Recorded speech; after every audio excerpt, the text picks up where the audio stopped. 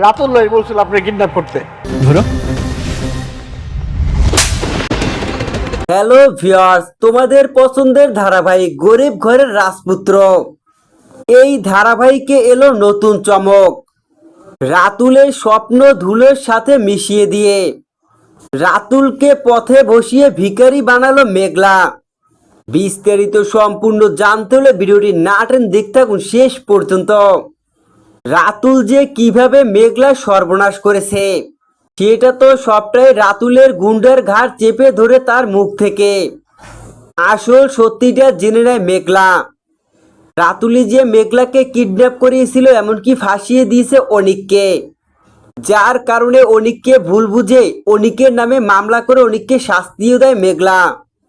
এমন কি ডাক্তারকে টাকা খাইয়ে মেঘলার ডিএনএ টেস্টের মিথ্যে পেপার দিতে বাধ্য করে রাতুল।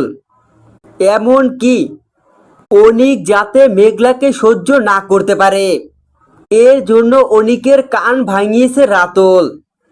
সবটাই জানতে পারে মেঘলা।